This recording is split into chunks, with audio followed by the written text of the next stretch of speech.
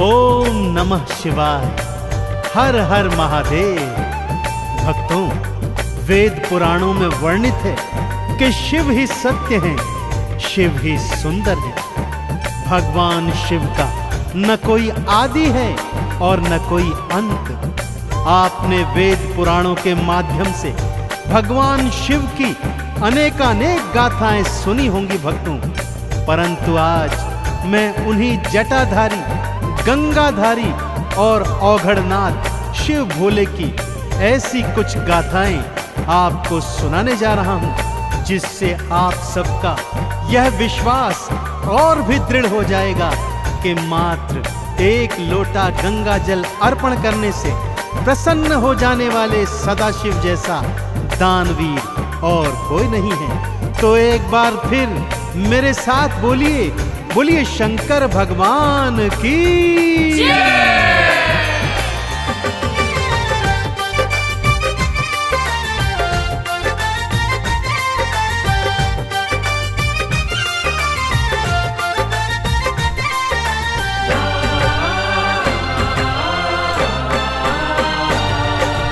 आओ तुम्हें मैं कथा सुनाऊं,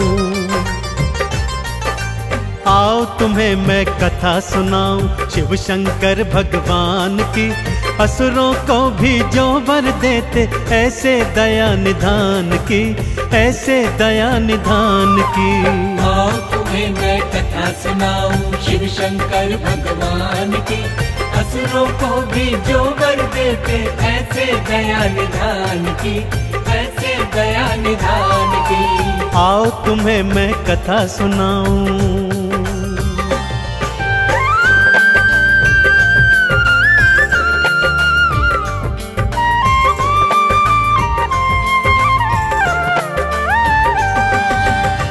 भक्तजनों, पहली कथा दैत्यराज भस्मासुर की सुनाता हूं। भस्मासुर ने अपनी अनन्य भक्ति और हठ योग से शिव भोलेनाथ को प्रसन्न किया और वरदान में यह वर मांगा कि वो जिसके शीश पर हाथ धरे वो तत्काल भस्म हो जाए। जैसे ही भोलेनाथ ने तथास्तु कहा, वो पापी वरदान की सत्यता जानने हेतु भगवान शिव के सिर पर ही हाथ रखने को तत्पर होने लगा और उन्हें भस्म करने उनके पीछे पीछे भागा।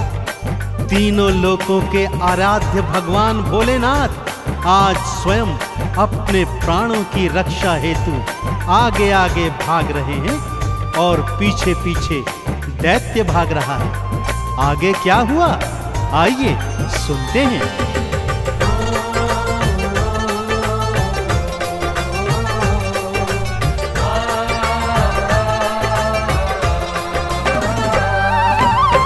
पीछे पीछे भागा पापी, आगे शिव जी भाग रहे।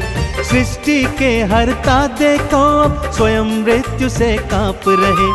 भागते भागते विष्णु लोक में शिव शंकर देखो आए। हे विष्णु प्राणों को बचाओ, शिव शंकर ये बतलाए।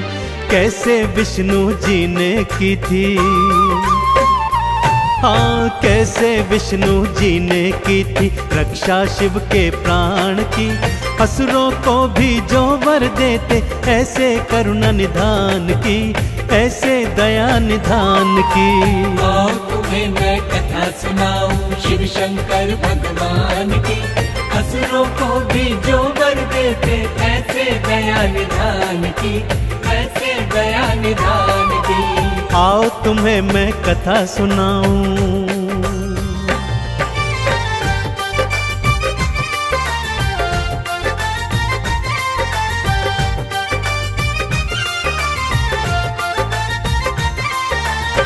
शिव शंकर के आवाहन पर श्री हरि ने योग निद्रा को त्यागा और तत्काल प्रभाव से मोहिनी का रूप धारण किया और असुर के सन्मुख पहुंच गए। काम आंध होकर ज्यों ही असुर मोहिनी की ओर लपका तो मोहिनी बने विष्णु जी ने कहा कि पहले तुम्हें मेरे साथ साथ नृत्य करना होगा। जैसे जैसे मैं नाचती जाऊं तुम भी वैसे वैसे मेरे साथ नाचते जाना। और मोहवश मोहिनी की ताल पर असुर ताता थैया कर नाचने लगा। जैसे जैसे मोहिनी नाचती, भस्मासुर अनुसरण करता जाता। और जैसे ही मोहिनी ने नाचते नाचते अपने स्वयं के सिर पर हाथ धरा, राक्षस ने भी ऐसा ही कर दिया और भगवान शिव के वरदान स्वरूप वो तत्काल भस्म हो गया। इस तरह मोहिनी रूप में श्री हरि विष्णु ने शिव शंकर के प्राणों की रक्षा करी।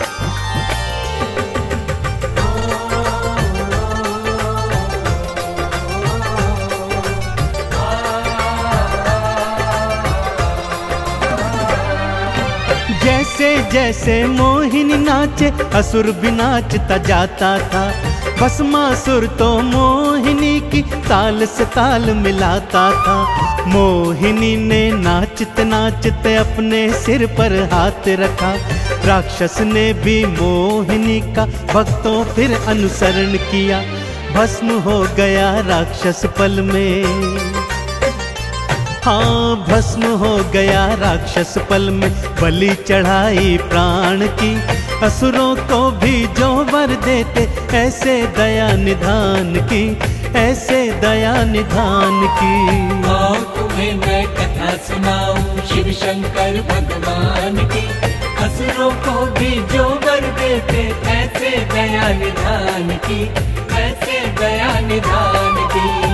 आओ तुम्हें मैं कथा सुनाऊं।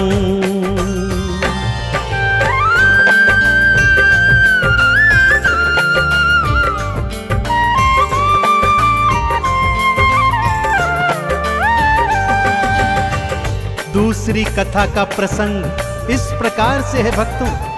एक बार मां पार्वती भोलेनाथ से शिकायत करते हुए कहती हैं कि लक्ष्मी और ब्रह्माणी तो स्वर्ण के बने महलों में रहती हैं और मैं इस कैलाश पर्वत पर, मुझे भी एक अच्छा सा सोने का बना हुआ महल चाहिए। भोलेनाथ ने बहुत समझाया, परंतु मां गौरा नहीं मानी भक्तों।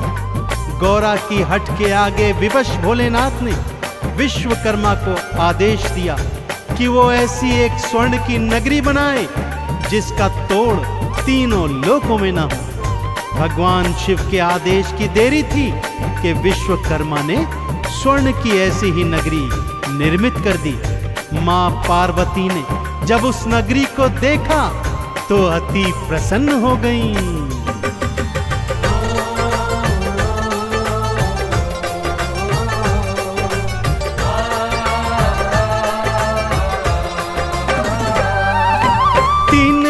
में सबसे सुंदर ऐसी नगरी बनवाई।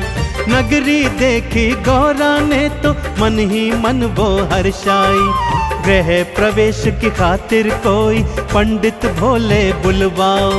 यज्ञ हवन और पूजा अर्चन हे शिव शंकर करवाओ। सबने अनुशंसा की भक्तों, हाँ सबने अनुशंसा की भक्तों। फिर रावण के नाम की, असुरों को भी जो वर देते, ऐसे दया निधान की, ऐसे दया निधान की। आओ तुम्हें मैं कथा सुनाऊं शिव शंकर भगवान की। असुरों को भी जो वर देते, ऐसे दया निधान की, ऐसे दया निधान की। आओ तुम्हें मैं कथा सुनाऊं।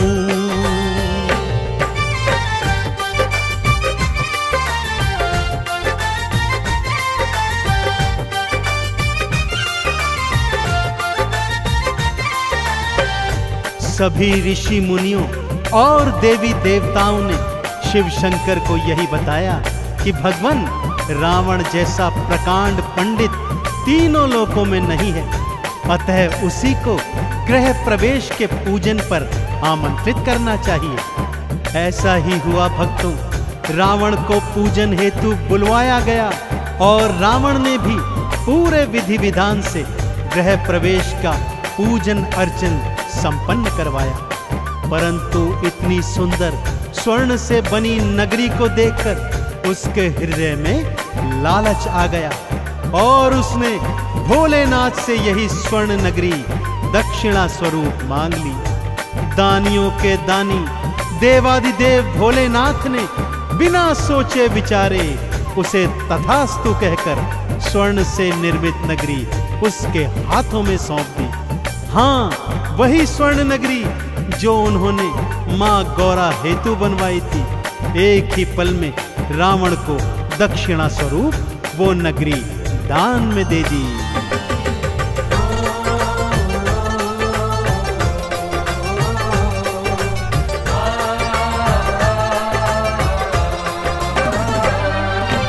एक पल को ना देर लगाई, दान में लंका दे डाली। आप फकीरी हाल रहे और सबको देते खुशहाली। स्वर्ण की नगरी देखो रावण फिर अपने घर ले आया। पापी था पर शिव शंकर का भक्त परम वो कहलाया। वेद पुराण भी कहते गाथा, हाँ वेद पुराण भी कहते गाथा शिव शंकर के दान की। असुरों को भी जो वर देते ऐसे दया निधान की, ऐसे दया निधान की। आओ तुम्हें मैं कथा सुनाऊं शिव शंकर भगवान की। असुरों को भी जो वर देते ऐसे दया निधान की, ऐसे दया निधान की। आओ तुम्हें मैं कथा सुनाऊं।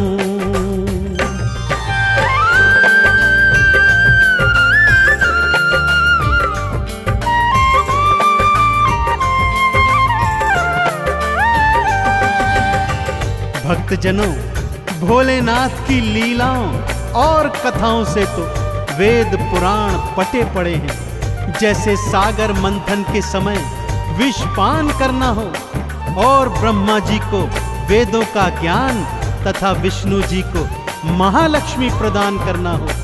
ताड़कासुर, जालंधर जैसे अनेक असुरों ने भोलेनाथ को प्रसन्न कर उनसे अभय वरदान प्राप्त किए हैं। तो फिर भोलेनाथ जो असुरों को भी वर देते हैं, क्या आपकी भक्ति से प्रसन्न नहीं होंगे भक्तों? अवश्य होंगे। कैसे होंगे? आइए आपको बतलाता हूं।